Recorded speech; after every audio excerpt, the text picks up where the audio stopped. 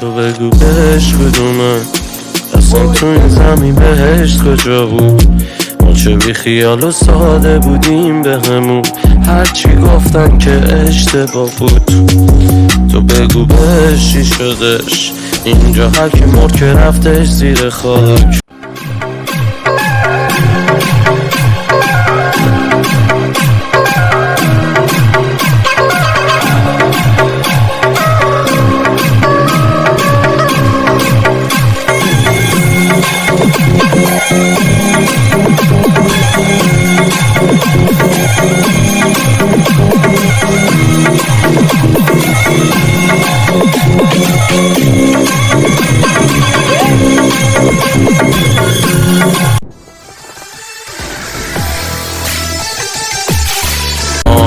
همه بی مصرف و مفخور و کدن و یه مشگاف دور من، همه چشما کثیفه و سر هم سر تن، همه جا چادر غم بین این همه زخم و لاشخوره.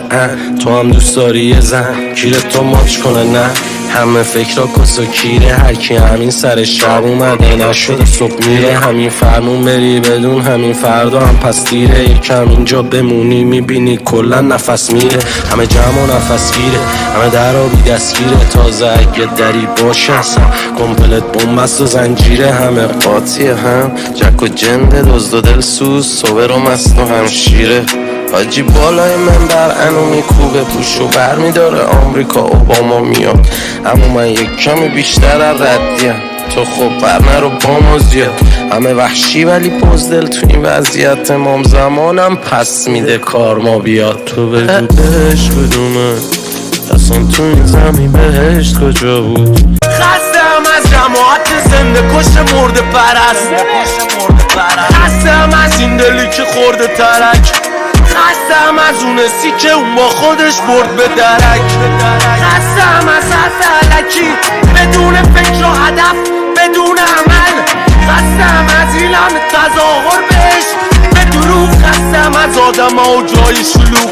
رو شیشه ها کردم نوشتم که طبیعت هوشمنده، مثلا اونی که گرگ پس فردا میبینه حالا بچه خودش گوسفنده، مثلا شکارچیه میبینه یا جفت خودشو پوست کنده، زمین جوری میچرخه که بریز پوست خندت.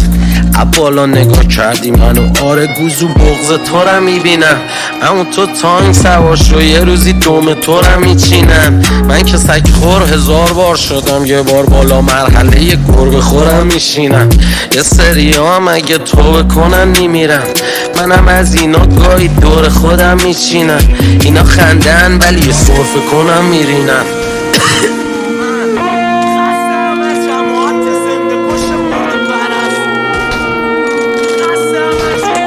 برم خوب تره الهی که بعد من دین و ایمونت سمت کفر نره.